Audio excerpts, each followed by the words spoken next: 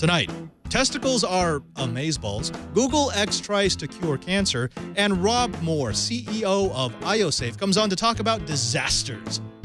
Padre's Corner is next. Netcasts you love. From people you trust. This is Twit. Bandwidth for Padre's Corner is provided by Cashfly at CACHEFLY.com. This is Padre's Corner, episode 13, recorded November 7th, 2014, or November 11th, 2014. Disasters with Robb Moore. Welcome to Padre's Corner. I'm Father Robert Ballecer, the digital Jesuit. Padre's Corner is our chance to reach out to the geeks and the gals of chat room and talk about the stories that may have fell through the cracks of this week's news. It's a time for us to geek out, to celebrate the geek lifestyle, and just to enjoy each other's company. Now, as always, we're going to start off our Padre's Corner with a little bit of freaking science. Now, right now, a very popular research topic in the field of health and biology is to take a look at the number of protein molecules and protein chains that you'll find in the human body. Now, these protein chains are responsible for pretty much everything that constitutes human life. They maintain and repair the human body. They allow it to produce the signaling chemicals that let the human body work properly. But you know what? Researchers are looking for something a little more specific than just what kind of proteins exist and what they do. Specifically, they want to find the number of protein molecules that exist in the various tissues within the human body. A Human Genome Project revealed that the human body has more than 20,000 genes that code for proteins. But the question is, well, where do those genes go? Well, right now, they've figured out that the human brain has about 167 unique protein chains that can be found. In other words, they're only found in the human brain. It's that tissue that they could sample and say, well, yes, this is it, 167 unique molecules. They found that the lungs have 160 unique proteins. They found that the heart has 33, the kidneys 68, the skin 97, the prostate 21, and the liver 172. That's quite a bit, and it does explain a lot about which molecules go into which parts of the body, into which tissues, and therefore what they do. But they announced recently that the king, the absolute emperor of unique protein chains, is none other than the testes. That's right, the testes have 999 unique proteins that can be found within those tissues. Now, the research is still ongoing, and they have yet to research proteins in the ovaries, but they think that there's a good chance that the protein molecules in the female reproductive system will be similar to those in the testes. Their best hypothesis is that the gonads need this many proteins for genetic material to survive with only half the required chromosomes for life outside of the human body for any given time. In other words, as we start looking into the future, just remember that with proteins, it's amazeballs. Now let's go away from proteins and talk a little bit about an application of health research. Specifically, I want to talk about how Google is trying to develop new technologies for health. If you've been paying attention, you know that Google has been working on some projects, both creating them and sponsoring them, that could make lives better. Specifically, I've enjoyed reading about their smart contact lenses for diabetics that can detect glucose levels. And this is a little invention that Google has invested in that auto-stabilizes spoons. It allows Parkinson's patients to feed themselves by canceling out hand tremors. It sounds like something very simple, but for someone who hasn't been able to feed them for the better part of years and years, to finally be able to pick up a piece of tech and eat and have that dignity, it's huge. But it's not just about spoons and contact lenses. Google's really kind of going space age. Their Google X project is now looking at an application of nanocells. Now, here's how it would work. You would have a pill that you would swallow. It would contain thousands upon thousands of nanocells, little teeny tiny robots that are mass-produced. These nanocells would be programmed to seek out particular cells inside the human body. For example, you could program them to look for abnormal cancerous cells. What they do once they attach to those cancer cells is they could be designed to fluoresce. So if you go under an MRI machine, the doctor would be able to see way before regular that you have cancer cells in your body. Now, this is actually a serious problem today in cancer diagnosis, which is we don't have a good way for early diagnosis. Cancer cells that are spread throughout the body are normally too small, too few to show up in a standard MRI scan. But if you had these nanocells attached, and if they were designed to reflect that energy, well, suddenly you've got a great early advanced screening tool. Now, it's not just about fluorescing. These little cells could be used on a regular basis. Now, imagine this. Right now, when you go to the doctor, your doctor has a small snapshot, a couple of minutes out of your busy year to take a look at what's going on with you. Maybe he's got some lab work at his disposal, but most of the time it's just what you say. How do you feel? What's your weight look like? What are you eating? With these nanocells, these nanoparticles, it would no longer be a guessing game. Your doctor would no longer have to say, well, I think because of your lab work, maybe you need to cut back on cholesterol, or maybe you're having problems with your weight. He could look at a year's worth of data if you were wearing a piece of technology on the outside of your body that would receive signals from these nanocells that could give him a minute-to-minute update on what your body was doing. He could tell you if you had heart problems. He could tell you if you had cardiovascular problems. He could show you exactly what your weight was doing down to the last minute. It's really a radical concept because it changes the way that we deliver healthcare, not only making it better, but making it more efficient. Because if we can mete out the preventative healthcare in a quick and efficient way, it actually becomes cheaper by the dozen. Now, when we come back, I want to go ahead and talk to one of the people that I met at CES way back, way before I even was part of the Twit TV crew, who showed me pieces of tech that I didn't think were possible.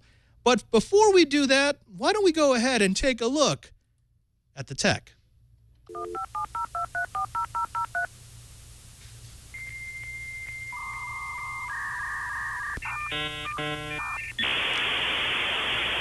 One of the pieces of tech that I have really enjoyed playing with over the last couple of years has been this ioSafe technology. Essentially what they do is they take storage devices, either a standard hard drive or a portable drive or even a NAS, network attached storage array, and encase it within an impenetrable piece of armor. I have seen these arrays go through the worst possible treatment and survive. It's a great way to make sure that your data survives, but if you don't believe me, go ahead and take a look at the ioSafe N2. The N2 is a 2-bay network-attached storage box from ioSafe that is billed as disaster-proof. In reality, the N2 is 2 products in one: a high-performance Synology NAS inside a 28-pound disaster-resistant suit of armor. In the past 6 years, I have personally seen ioSafe products survive everything from the relatively mundane impacts and high G-force events, cooking in 1400-plus degree flame, dunkings and fire hoses to simulate floods and firefighting efforts, to the more extreme. I've watched ioSafe enclosures crushed under the treads of a backhoe, blasted with multiple shotgun rounds, and scorched by lightning. In each case, the data was recovered off the drives.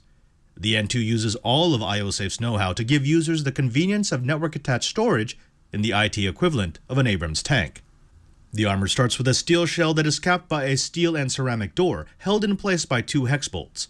The door fits snugly into the inner sheath, which is actually water-impregnated ceramic. ioSafe created this material, and it's been used in all of their rugged desktop products. In a fire, the ceramic ablates, keeping the heat from reaching the core while the water evaporates, both cooling the ceramic and creating a positive pressure that pushes smoke and soot out of the case and away from electronics. Inside the door is another steel cap, which is actually the start of the NAS capsule. Removing the cap reveals 2 drive bays with secured SATA drive sleds that will currently accommodate up to 4 terabyte SATA units, like our Western Digital Red series of NAS design drives.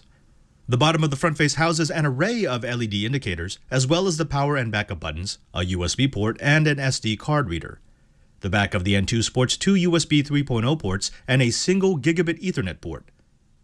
The setup wizard will have your new drives up and running in about 10 minutes, and then you can play with the exhaustive list of N2 features. Windows, Mac, NFS file sharing protocols, of course. FTP, FTPS, SFTP, TFTP, PXE, why not? WebDAV, you betcha. VPN services, media indexing, network backup, VLAN support, all part of the package. The N2 makes it easy to create shares, add users, join existing domains, and pretty much everything you might want out of a Soho NAS, no matter if you're using Windows, Mac, Linux, iOS, or Android. The N2 can also host your website and MySQL databases, make itself available to the outside world via DDNS, auto-configure your router, set firewall and quality of service rules, enable SNMP monitoring integration, give you a terminal shell, and set all of your standard networking parameters. Performance tests showed impressive transfer rates of about 53 megabytes per second write and 83 megabytes per second read, which put it into the upper echelon of Soho NAS performance. As impressive as is the N2's disaster-resistant design and performance specs, the real value of the N2 is in its included data recovery service. The standard N2 comes with a $2,500 one-year insurance policy for all your data. If for any reason you lose your data, be it equipment failure, disaster, or user error, ioSafe will pay to get your data back. No questions asked. DRS can be extended for up to 5 years for 99 cents per month per terabyte, and upgrading to DRS Pro ups your insurance to $5,000 per terabyte. In all, between the Armor, the Synology NAS, and DRS, the ioSafe N2 is one of those rare products that delivers exactly what it promises: disaster-proof storage with the speed and convenience of a NAS. The ioSafe N2 network-attached storage server is available now. You can find it for $600 and up. There are always people who balk at the price because $600 does sound like a lot for a NAS device, but really, no, not all that much.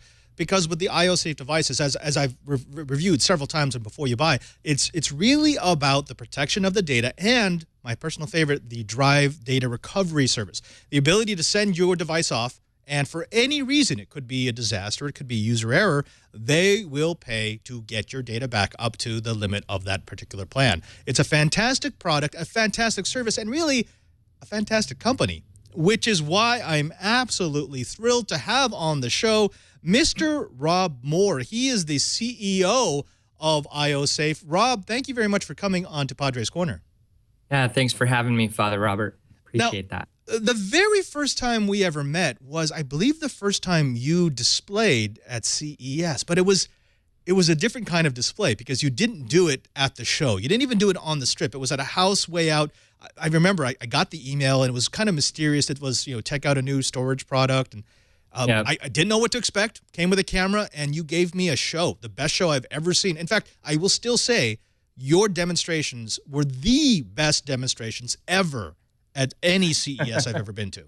I appreciate that. Yeah, we luckily, we have kind of a unique play on technology, and so it makes for some pretty interesting demos.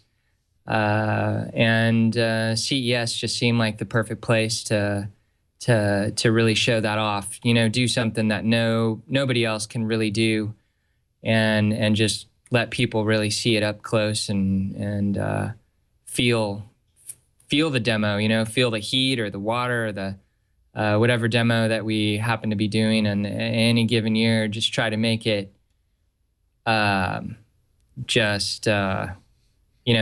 really powerful for the senses, I guess, just so people really seeing is believing, right? Yeah, and we're going to talk a bit more about that later on, but what I will say is it was a breath of fresh air because CES had really become, and remember, when was the first demo? 2004? Was it 10 years ago? No, it was 2008. 2008. 2008 was our first CES demo. Yeah. And I remember that CES had become sort of, everything you'd seen before. It was a lot of cases. Sure. It was a lot of tech from previous years. There wasn't a lot of really brand new releases. And most of it was just stock footage of what you would get from a product B-roll shot. And then you came in and you gave us something that we were at the demo. Like there was no cheating. It could not be pre-cooked. You actually, you burned it. Then you threw it in a pool. Then you burned it. Then you flooded it. And then you pulled the drive out and everything was fine. And it was one of these, I guess this actually does work. And they're willing to do this in front of cameras. And all of us would have loved to report a failure, but I don't think that's ever happened. Have you ever had a failure at a demo? We've been really close. You do enough demos and about technology gremlins. You're just gonna statistically, you're just going to run into one. But, knock on wood, every single demo we've ever done in front of the press like that has turned out, and we've recovered. But there's been some close calls where, gremlins start to inject themselves, and for not reasons of going through the disaster, but other reasons like maybe you got the wrong little control board or the wrong little driver or something loaded, and it can be pretty nerve-wracking to figure it out on the fly. But I think that's part of the attraction, right? I think one of the reasons why the press, they like to come to our demos is because we're out there. We're hanging it right out there on the edge. So many things can go wrong. And I think that's part of the tension and part of the attraction. Although I will say the year that we were shooting at the portable, I edited it to make it look like I hit it dead center. I don't think I actually hit the case. Yeah, with a shotgun. I missed. That was bad. That was very. You did okay. You did okay. I don't know if priests are supposed to be able to shoot firearms. And, I think that's it. Thank you for the excuse. I think that's okay. That's okay. Let's talk about ioSafe a little bit later, because you've actually got a fascinating life before ioSafe. You've been in this industry for a long time. ioSafe is one of your most notable successes, but you've been involved with quite the range of technology. Could you tell me a little bit about yourself? I mean, where did you come from? Where did you grow up? How did you educate yourself? So I grew up mostly in Northern California. My dad was in the Marine Corps, career Marine Corps guy. So we moved all over the world. I've lived in East Coast, Southern California, Hawaii, Thailand, and mostly settled, was born in Ohio. So we kind of jumped around a lot. But most of my growing up was in Northern California, and then went to school down at UC Santa Barbara, got a degree in mechanical engineering, and went to work for multiple companies, and then started my own product design firm, development firm before ioSafe got started. What gave you the engineering bug? I mean, because most engineers I know have a memory of something that made them think, you know what, I want to build something, or I want to be able to design electronics, or I want to be able to program. Do you remember what it was for you that said, you know what, I love the way things come together. I want to be able to create stuff. Yeah, my earliest memories are filled with wanting to just take everything apart. Every toy, every device, anything that you could sort of see and touch and had a motor or a switch or whatever it was, a clock, VCRs. It used to drive my mom crazy because I would just want to take apart everything and see what was going on the inside. And I didn't even, to be totally honest, I didn't even know what an engineer was when I started college. And a friend of mine just said, hey, you'd make a really good engineer. And I looked up the definition, and I thought at the time I was going to be a chemist. And I looked up the definition of engineering, and my chemistry professor was horrible. And so I started off on learning about mechanical engineering, because that seemed the most interesting to me, and that's what led to my degree, and the rest is history, I guess. I've got a big smile on my face, because as you say that your early life was filled with you taking things apart. I think there's a lot of geeks who share that experience, that we'd get in trouble because we would disassemble stuff, because I mean, for me, I don't know, maybe this is for you. I actually just had this discussion on Twitter with a couple of fans. I can't be satisfied using a piece of technology if I don't know how it does what it does. It will drive me crazy. I cannot live with a black box. I got to know what's inside. And sometimes it meant I took things apart and I couldn't put them back together, and then I got in trouble. But I think that's part of the the inquisitive nature of a mechanical engineer, right? You got to get in there to see what it does. Yeah, it's just such an insane. It's kind of like a disorder in a way. It's like I look at things all around me, like the way an automatic door might work, or the way, just whatever doohickey you sort of run into, you just have this burning need to figure out what's going on underneath and how did they do this, or why does this work this way? And it's just it's a blessing and a curse, right? And if you find the right groove for you to run in, and you're in that mindset, it's like every day is not a work day, right? Every day is a fun day. And if you find the wrong kind of job and that's your mindset, then every day is a work day. So I think it's really important if you do have that gene that you're talking about proteins earlier. I guess it's a special protein maybe. If you have that protein inside of you, you better take care of that. It's the tinkerer protein. The tinkerer. Yeah, and I'm really sort of disappointed that testes, it seemed like they're so close to 1,000. Why didn't they just go for the 1,000? I mean, it almost begs to be rounded up, right? I mean, yeah. Well, I think as an engineer, I think you should round up. Just call it 1,000. I actually would have preferred for it to be over 9,000. But we've got people in the chat room who, we've got Beef and DLR and Loquacious, who they're kind of voicing the same thing. Beef is saying, well, there was always pieces left over when I reassembled the whatever, and I think that's actually a common thing as well. I love what you say about finding the right kind of job. I mean, if you've got that kind of a mind where you want to take things apart, there's definitely careers for you. You just got to find the right one. I know people who have shoehorned themselves into the computer engineering spot or the electrical engineering spot, and that's not really where they should be if they just like to tinker, if they like to create things, if they like to tear things apart and make them better. It's kind of a specific mindset, yeah?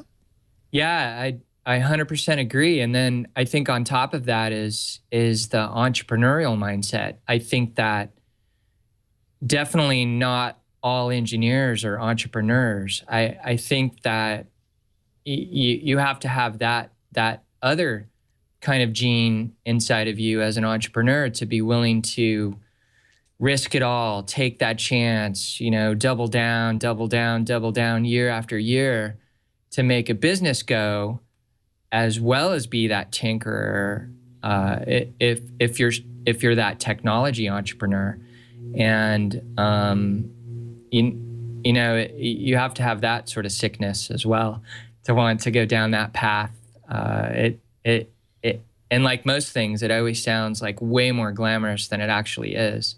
Right. I mean, it's not for everybody, for sure. Well, for the people who see it as glamorous, they don't normally see all the failures that came along with the success. I mean, there's thousands, hundreds of failures before you get to something that works. Right. Yeah. And just the other week, I did a Rube Goldberg project with my son. I think it's on YouTube if you go try to find Jackson Rube Goldberg project or something. And I was helping with that, and there was 30, 40 steps, and they lighting a match and dominoes and marbles and spring-loaded arms and RC cars and stuff like that. It was really fun, and he's in 6th grade, and I had fun helping him with that. But it was very much like that. It was 80 failures, maybe more. I don't think this is it. I think I got the wrong one. No, look up Jackson Rube Goldberg. Ah, okay. Yeah. Keep going. I'll find it. And anyway, it was filled with so many failures, and he was getting super frustrated, and I stopped and I just said, Jackson, this is exactly the way it is when you're making things. When you're an engineer, when you're trying to get something done in any job, really, it's filled with 100 failures, and you're finally successful at the end. And the difference is whether you're tenacious enough to move through that whole process and actually finish something. You know, it's not about smarts. It's not about money. Yeah, that's my dog, Diego. It's about tenacity, and it's about tenacity of getting it done. So we had a lot of fun. This is an automatic dog feeder we built, where my dog Diego starts the automatic dog feeder by licking a domino, and a football falls on a chopstick, and the chopstick has a bungee, and a match is at the end of that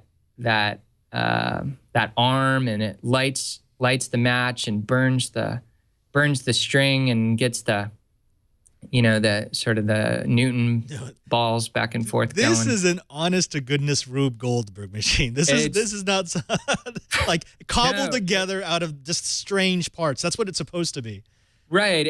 And I think it's supposed to accomplish something. It's supposed to do something. It's not just a kinematic collection of things, but it's to feed the dog. That's the purpose, to be a dog self-feeder, and so it's got a skateboard with an RC. So when that skateboard rolls down the ramp, it pulls the trigger, and the RC truck pulls that cork out of my whiskey bottle. I had to cover the whiskey part, but for school. And then it releases this block, and then a thermos kind of bottle drops from the ceiling and presents the dog food for the dog to eat. Okay, I got to ask, when you were putting this together, was it just, okay, let's add this and add this, or did you actually sketch this thing out before you started building? No, we went through the process, and part of the project was to develop the plan. And so, my son was really bummed out that we couldn't just build it. And I said, well, before we build it, we need to figure out all the steps. We need to decide what's going to go where, and this and that. And we spent a couple hours on the plan, writing out the plan. And after it was over, just that planning process, the brainstorming process, he said, wow, that was really fun. I'm like, yeah, that is kind of the most fun part, is just imagining how it's going to go. Now, the painful part is coming up. And that's making it actually happen.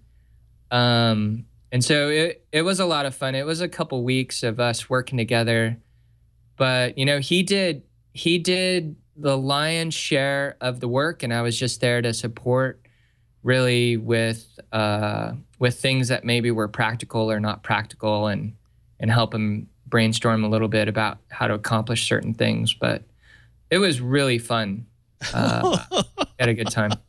Okay. I think you have just absolutely, positively established your credentials as a real geek, a real nerd. And, there are people in the chat room who are saying, you know what, my inclination would be just to build it. Start gathering a bunch of things and saying, wouldn't it be great if it did this and this and this? And I think there's a lot of us that just like to get our hands on it. But right. As you said, there's that little special piece for those people who are fated to become mechanical engineers of the world, who will sit down and sketch it out, and right. then get that little bit of joy when they see the sketch or design become real.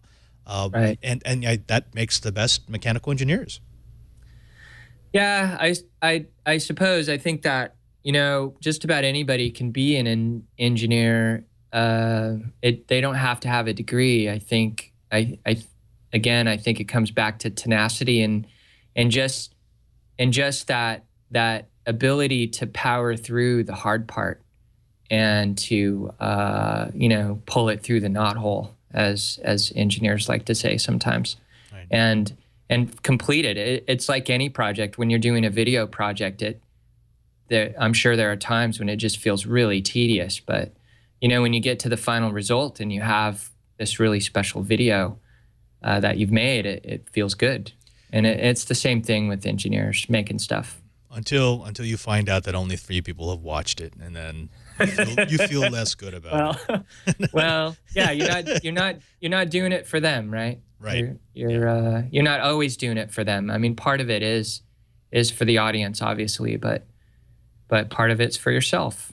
So, let's go back to you. You've got a wide range of experience. Everything from a company that designed cell-connected telemetry systems for parking meters to one that manufactured propellants and tanks, pressurized tanks for space vehicles. I mean, you've done a little bit of everything from the terrestrial up into space. Do you consider yourself a tech journeyman and then you landed at ioSafe? Or was this sort of a natural progression of what you did living the life of a mechanical engineer? Yeah, so my first job out of college, it wasn't quite with rocket propellants and whatnot, but the company that now owns the company that I worked for, actually what I worked on was space station deployable solar arrays. So, some of the hardware that I worked on right out of college is flying around on the space station and helping power that, and really cool stuff. Really fun to work on, really nuts and bolts sort of mechanical engineering type beams and screws and stress and thermals and kinematics mechanisms and whatnot. So ton of fun, but aerospace is kind of runs at government pace. It's not exciting like the world outside of, as exciting as the world outside of government jobs. So then I went to work for basically a cellular data acquisition device. All these smart meters on the sides of people's houses, and gas meters and water meters and parking meters too as an application. I was sort of the lead mechanical engineer for a lot of those designs, how they get implemented and whatnot. So that was great experience in just learning how to build things by the millions, which is something that, you don't get in aerospace. Really, you build one thing that cost $100 million versus 100 million things that cost $1. And it's quite a different mindset, actually. So that was cool. And then after that, I started working for a product development company that just working on all kinds of different devices, medical devices, biotech toys, consumer products, industrial products. I worked on Jaws of Life. I worked on the Palm 5. I worked on some of the Apple laptop books in the hinge area. I worked on some really cool toys. Worked on some stuff with Hasbro. Really fun. And then went off on my own. Started my own consulting company, working for different kinds of clients too. And then started a family. Started to create even more data just with my camera, and started to realize that all this data was kind of vulnerable, really vulnerable. And this was something that I was the next thing you sort of grab when your house is on fire is your family and your kids, and then you grab the family photo album, right? And I started to think about all that digital data and how I would feel if I lost it, and sort of came up with the idea for ioSafe. And as a natural engineer, I couldn't understand really why this product didn't exist before. And then digging into it deeper, it started to become clear to me why this was such a tricky problem to solve, about, putting heat producing computers in a perfectly insulated box is not trivial. And so that's kind of how ioSafe started, was just the need. I needed one. I had a small business. I had a small family, lots of data, and was just scared about losing it, honestly. And so now it's kind of morphed into something much bigger than that, I think. But the core of that is still there. It's just protecting data that sits vulnerable, and that's still the main core of ioSafe. it actually makes for a fabulous narrative because you go from aerospace, which actually when I was growing up, I wanted to be an aerospace engineer. I dreamed of working on space vehicles and making things that went up in the into outer space. But I could see how you could probably be tested by this glacial pace of how that moves. Now, maybe it would be different today when we've got all these independent agencies that are trying to I'm sure it'd be very different in those kinds of companies, but this is like working for NASA. Yeah, exactly. Well, I mean, the contractors that were selling parts to NASA would work at the same speed as NASA. That's just right. They're under NASA's control, basically. Right. And then you go from there to connected technologies, and then little bits and pieces of very cool technologies. And I can almost hear the voice inside your head saying, you know what? I want to create something that's mine, something that's unique, no one else has made. I don't want to make a part for someone else's widget or gadget.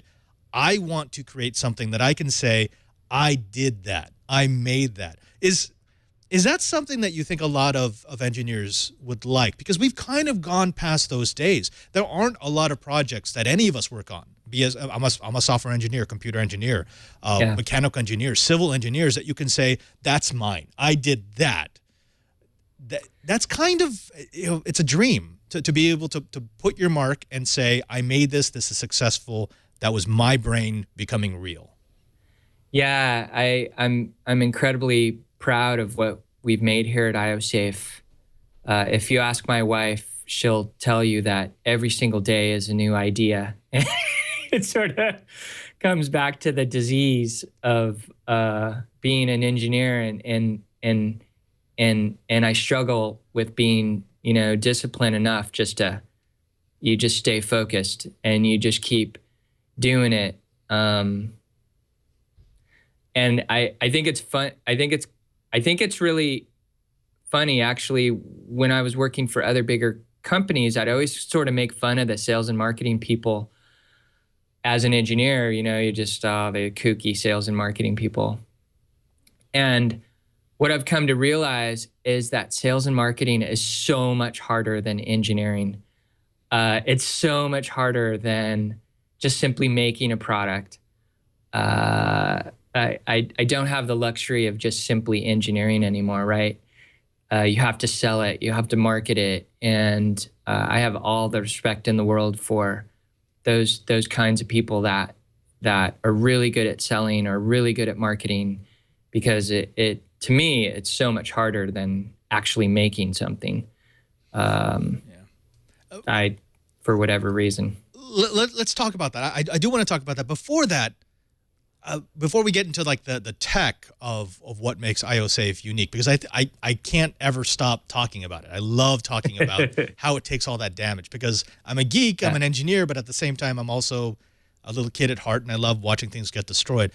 But your story is unique to me because I have seen a lot of really intelligent people, engineers, scientists, who are bright, who have great ideas, who make nice things, but then they cannot make that transition into CEO, CTO, executive position. They're always in the engineering mindset, and it really has sabotaged some companies that I loved, I held very near and dear here in the Silicon Valley. Your story's a little bit different because you are an engineer. You created this thing. This was your idea, and you're CEO, and you're successful. Well, how do you make that transition? Because there is a natural conflict between the engineering side and the executive side. The executive side says, get the product out, get it shipped. The engineering side is always, I want to tinker, I want to play, I want to make this thing better.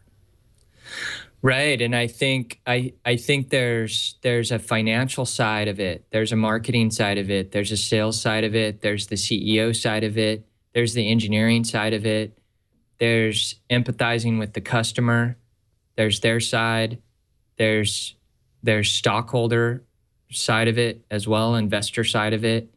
There's a lot of conflicting motives, and it's like having an algebraic problem with 4,000 variables that keep changing all the time. You can't solve for it. It's like you're in this swirling soup of decisions, and the worst thing you can do is just not make a decision, but you have to make a decision, and sometimes it affects your family, your friends, your customers, yourself, your employees. It can get really complicated, but at the same time, it's part of the fun, right? It's part of stretching yourself. I think it's a bit like exercising this different section that's not engineering.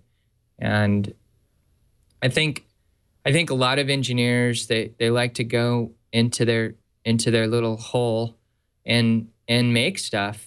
And I'm no different. I like to be in my little hole, and I just like to dream about stuff and make stuff happen. But as a CEO, you absolutely cannot do that. And I think that's what really stops engineers who are founders of companies from progressing further in their company is the lack of the ability to sort of come outside the hole and to get things done in different ways that the company really is starved for. And if you don't realize it, then that's going to be a big problem. Dealer in our chat room is saying that engineering means never having to say that you're finished. And I think that's true. For an engineer, it never is finished. It might be working, but it's not done. And on the other side, being an executive means ship it, sell it. Go. Yeah, for sure. For sure. I think the disease is perpetual perfection, and engineers never want to let go of things until they're perfect. And you know what? You'll just die if you do that. Yeah. You got to let it go. You got to let people pick it apart. You got to let people be critical of it. You have to let them talk about the warts, let them talk about the good parts, and be willing to accept that, and then go for the next revision on the next release. But you can't hold on to it forever. You'll just have a hobby. You won't really have a company. Yeah, you'll have a lot of really cool toys, and you will have no income, and then it will go away. That's right. Unfortunately, I say that glibly, but I've seen that happen, and it's very sad when it happens. My CFO's in my background. Hi, Chris. We are going to get to the tech, but before we do that, I do want to cover one last thing that you touched on, and that is the marketing and the sales side, because ioSafe, and I'm assuming this is by design, has always done it differently than what some of your competitors have done. You haven't, well, at least in the very beginning, you never did real mainstream advertising campaigns. It was very stealth at the beginning. You got a select group of traditional media and a lot of bloggers who came out and just gave you great word of mouth. And you made sure that your units were in the hands of people who could actually sway decision makers. And I saw it as incredibly targeted and also incredibly savvy, the way that you spent your marketing budget. How did you decide to do that? I mean, you could have just gone the old way and said, well, we're going to take out full-page spreads in the Wall Street Journal and in PC Mag, et cetera, et cetera. But you were so much smarter about how you got the message out. Yeah, thanks for the compliments. I think part of it is just, at the time, we just didn't have the money to spend the money on ads. And, at the beginning, I'm much smarter in knowing how the media works a bit more now, and how PR works a bit more, and what motivates somebody in the community, in the blogger community, or in the press to write about something that's meaningful or to be relevant. And I think way back when we started ioSafe, I just made a ton of mistakes. You didn't see them because I didn't know you at the time, but when you spend $100,000 of your personal money on an ad that does nothing, really, you can't tell whether it did anything. It just feels like you just bought a Ferrari and you just wrecked it. That's the way it feels, like inside your stomach. You feel like you've made this horrible mistake. And I think that's when we started to think about, well, how are we going to get people's attention, and what can we do that's not only newsworthy just in an event, but also relevant to talk about people's data loss, to talk about how painful that is, to talk about the issues around that vulnerability, and yeah, we just started to move towards that direction, and I think we were fortunate to have the first few series of demos go really well, and because with a little gremlin, they could have not gone very well at all. And then instead of a full page ad of ioSafe is awesome, we get a full page ad of ioSafe fell on their face. And I was cashing in my karma points, I think. You just got me thinking about that. I mean, those demonstrations, they were from the very first one. I was sold. I'm like, okay, this company has something. No one else is doing it. They're all alone. Yeah. This could be a multi-billion-dollar market here. But you're right. I mean, especially that first demonstration. If you had pulled the drive out of the smoldering carcass of that enclosure and nothing worked, it would have been horrible. Basically, that would have been the death knell of the company. One bad demo could have killed you. Yeah, and meanwhile, I got you and Wall Street Journal and PC Mag and PC World, and all the cameras are rolling and 10 mics on my neck, and yeah, it went bad. So stressful, right? But I love it, but it's stressful, and I live for that too. I love that feeling of. I describe being an entrepreneur as like you jump off the cliff, and on the way down, you need to design the parachute and put it together and make sure it works before you hit the ground. And I've been falling for years now, and it's a disease. I don't know what else to tell you. It's a little bit of an adrenaline rush, I think. It is. Yeah. It is. But it's not for everybody. Oh, definitely not. It's not for the faint of heart. But the other side of that is that you can almost have pity on some of the more established players, because listening to what could have happened as you were starting up your company, your fledgling company that was just starting to get the name out, that's why demos at CES are typically canned and not that interesting, because they don't want that great potential for disaster. You were able to roll the hard 6 and say, yeah, this could go horribly wrong, but it could also go incredibly right. And I guess you were just lucky or very prepared that it went incredibly right. Well, we have really good hardware, so it was really just keeping the gremlins away. I mean, our hardware can take so much more punishment than you'd care to sit through during a demo. But it still makes for a really good demo. And so, yeah, just I've been really lucky that the gremlins haven't hit, and our stuff's the real deal. And I just wanted people to really feel that we're not selling snake oil. It really does what we say it's going to do. I just wanted to make sure people felt that in a really visceral way, that we're telling the truth and everything's on the line. And here, you can run the demo while I talk you through it. And, just being that bold, I think is newsworthy. And a lot of companies don't want to take that chance, because it could make for some really bad press if you don't pull it off. I don't want to badmouth any other companies, but I will say that the very first CES that I ever saw your demonstrations, there was another company that was at CES unveiled that they released what they thought was a similar product. It was basically a safe that you could plug a USB hard drive in on the inside. And because I saw that before I saw your demo, and I just kept thinking, sure, this is horrible. This is going to die. I mean, you heat this thing up enough and this hard drive's going to melt. There's no way to keep the smoke out of the enclosure. Right. And then I saw yours and I was like, wow, well, that other product now looks lame. It looks horrible.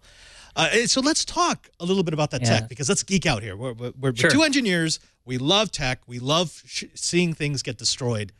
Yeah. Over the last, what was it, 4 or 5 years that you ran your demos? Because the first year was at the pool. The second year we were out in the middle of the place, and you ran over it with a tractor, dropped it from a great height, burned it. The third year was the shotgun year. Gun demo. Right. Yeah. And the fourth year was lightning. Yeah. So I have personally seen your enclosures survive all those things.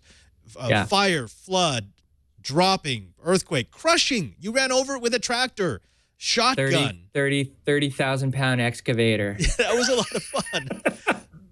Now tell me about the tech inside, because obviously there's a steel shell and that thing is tough. But what always impressed me far more was the ceramic, and that's unique to ioSafe. You're the only ones who have it, and you created it. Tell me what went into creating that. Yeah, it's about doing two mutually opposing things in one product. So on one hand, you want a really good computer, and a good computing product requires cooling. You know, all your laptop, your monitor, your cell phone, everything that has a battery or gets electrons pumped into it, it comes out as heat at some point. It's either heat or light or sound. One way or another, the energy has to, if it's going into something, it needs to come out. And so it's just the bane of engineers everywhere trying to manage this heat issue. So you've got a computing system, you got to manage the heat issue.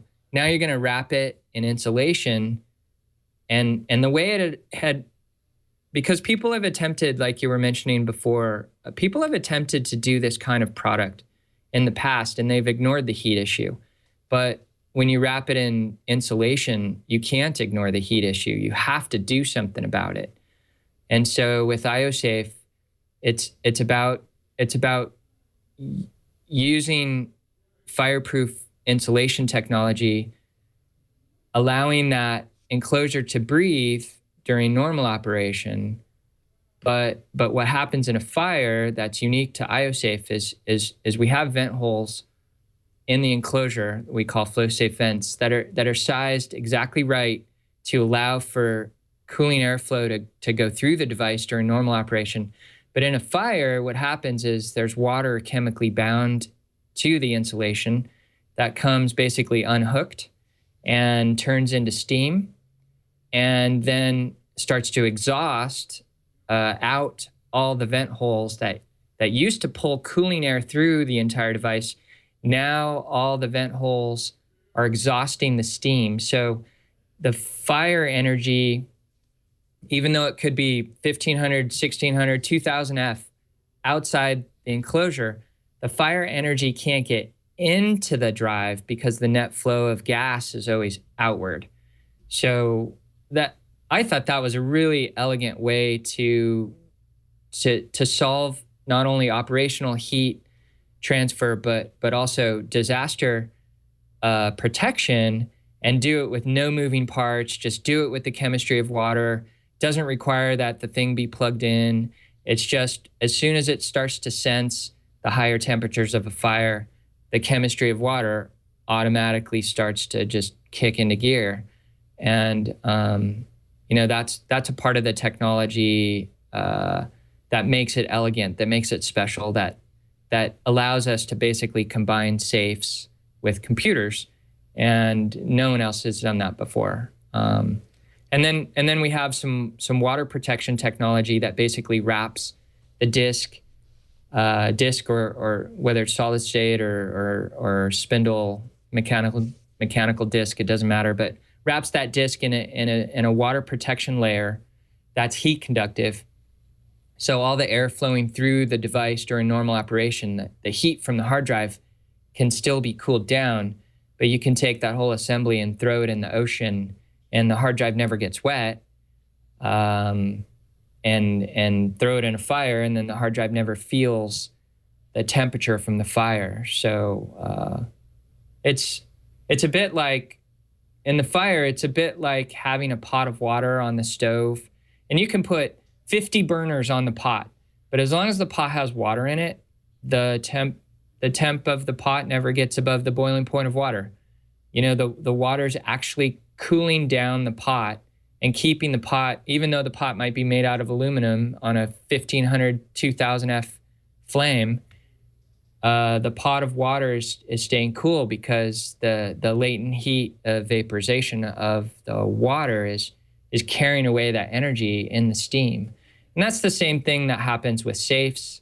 It's the same thing that happens with ioSafe. It's the reason why paper doesn't burn in a fire when it's inside of a safe. It's the same reason why the hard drive doesn't melt, even though it's subjected to thousands of degrees. So as soon as all the water goes away, then whatever's inside the safe, like if you had a fire that burned for 3 days, whatever's inside that safe is toast. I don't care what brand of safe you're using. If you had a fire that burns for 3 days, you've got issues. Right, but if you have a standard fire that, most fires are sort of cellulose building fires combined with firefighter hoses. For the typical fire, it absolutely will protect against those kinds of scenarios.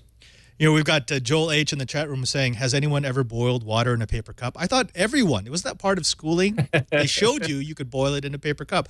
Don't boil it in a styrofoam cup. That's going to be disgusting. But, Rob, the thing that struck me about your solution was that it's all physics. I've seen attempts from other companies to create disaster-proof storage, and it always requires some electronics to work or some mechanical linkages to work in order to shut vents or to vent heat in the right way or to make it fireproof. Yours is passive. There could be no power going to anything, and just the heat from the fire activates the anti-fire, anti-heat functions. The water seeping into the enclosure is stopped by a physical barrier. There's nothing that has to be shut in order for it to be enabled. The protection from shock, from being dropped, from being run over, is actually a function of the materials that the case is made out of. I think that's what makes your product so smart. That's why I've really just been a fan of it for so long, because it's an engineer storage device. That's how I would design my disaster-proof storage. I think that's why I like it so much. Right, and I think I like the fact that no one has to flip a switch, or an actuator doesn't have to kick off for the whole thing to go into protection mode. And because in a fire, when your house is on fire, the circuit breakers kick off. You don't have electrical. You don't necessarily want batteries inside your device either, because they don't do very well at high temp. And it's a design that is elegant and simple. And once you really take it apart, you start to understand how it works. And I love when people look at it and then they think about it and then they just, I could have thought of that, or I should have thought of that. Oh, and they, it's like thinking about the Post-it, sort of like, I should have invented the Post-it. That is so true. The very first one that you ever sent me, the first generation of the ioSafe box, I took it apart and I was like, there's not a whole lot in here. It's the case, it's the ceramic, it's the flow valves, and that's it. I'm like, that's brilliant. That's what you want. You don't want to have to tear it apart and go, oh my God, there's 40,000 pieces in here, and if any of these don't work, the protection doesn't work. It's rock simple.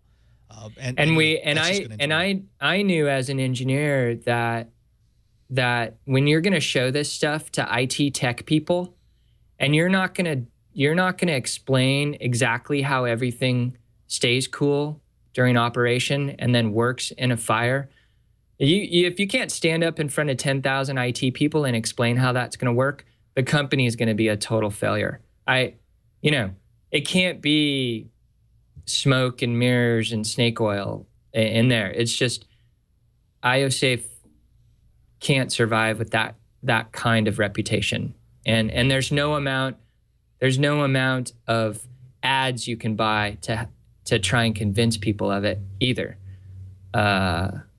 It's not up to me to convince people that this stuff really works. It's up to people like you who pick it apart and show all the warts and put it to the test and make sure that manufacturers like us are telling the truth, and so that's how I think that should work. You designed it. It's our job to figure out how it works and where it belongs.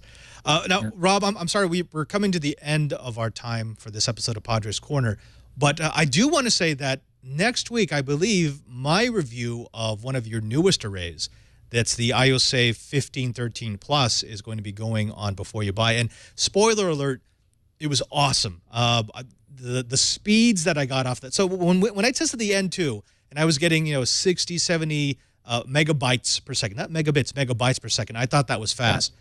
I maxed out the Ethernet interfaces on 3 test computers simultaneously, pulling data from the 1513. So that basically that Synology array wrapped inside your armor, great product. That I'm looking forward to showing that off on Tuesday. Yeah, Synology just makes a great NAS platform, and we're really excited to be partners with Synology on this kind of product. If you think about it, most of the data around the planet sits vulnerable. It doesn't sit in the data center. 70 to 80% of the data on the planet sits outside the data center. So, I kind of think along this NAS product line, I'm always thinking about where does the data sit vulnerable? How can we wrap ioSafe technology around wherever that data is to help make it less vulnerable? And certainly with the private cloud, maybe hybrid cloud, the NAS platform that Synology makes is a fantastic way to have 90 terabytes plus terabytes, even more with the bigger drives eventually, of fireproof, waterproof super storage. And we're definitely excited to have that product added to our mix. I want to thank you so very much for being on the show. It is always a pleasure and an honor to speak with you, to really geek out. I mean, you're one of those CEOs that I have always enjoyed meeting because I know I could talk about the tech and not get a bunch of marketing speak. So I thank you for that. Could you please tell our audience where they can find you, where they can find ioSafe, where they can find out more about what you make? Sure. So ioSafe.com is the place to learn about all our products. And you can find me on LinkedIn. Just search for Robb Moore, ioSafe. Connect with me if you like. And then to purchase our products, they can be purchased through ioSafe.com, but also through all our e-tail partners like Amazon and Newegg and Costco, along with your local reseller. So if you need to purchase something a little bit bigger and more complicated, like our newest product, the 1513, definitely through your local reseller is a great way to have a little help in getting that set up. Robb Moore, CEO of ioSafe, we thank you for being on Padre's Corner. And sir, you take care of yourself. Take care too. Thanks for having me. Now, folks, this is the end of this episode of Padre's Corner, but don't fret because we'll be back next week. Now, you can always find us live on Tuesday nights at 7:30 Pacific time, live.twit.tv. If you watch us live, you get to see the pre-show, the post-show, and all the stuff in between, which there are quite a bit of bloopers that you're going to miss in the final edited version because I'm running all the gear. I'm running around like a madman as I'm trying to host the show. Also, don't forget that you could always go to our show page at twit.tv/Padre. There you will find the complete listing of all our episodes, and every one of our episodes, if you click on them, will show you all the links for all the stories that were covered in that episode. So if you want to know exactly where the stories came from, if you want to know more about the guest, if you want to know more about how we came to the conclusions that we came to, make sure to drop by. Again, that's twit.tv/Padre. Also, don't forget that you can find me on Twitter most often. That's twitter.com/PadreSJ. If you follow me, you'll find out what I'm doing in between episodes. In fact, right now I'm kind of big into quadcopters. I've been building them. I've been crashing them. mostly building and crashing. But you'll also be able to suggest guests for future episodes of Padre's Corner, and you'll be able to find out what I'm doing for all the shows I do here on Twit TV. Speaking of Twit TV, you'll find me not just here on Tuesday nights, but on Mondays at 2:30 p.m. Pacific time. You'll find me here for This Week in Enterprise Tech, where I talk about data centers, about switches, about networking, basically how the world is connected. And on Thursdays, you'll find me twice. First at 11 o'clock a.m. Pacific time for Know How, where myself and Cranky Hippo, Brian Burnett, will take you through some of the projects that we've been playing with so that you maker and DIY folk out there will have some projects to take back over the weekend. And at 1:30 for Coding 101, where I let you into the secrets of the Code Masters. Until next time, I'm Father Robert Ballas. This has been Padre's Corner. Geek out.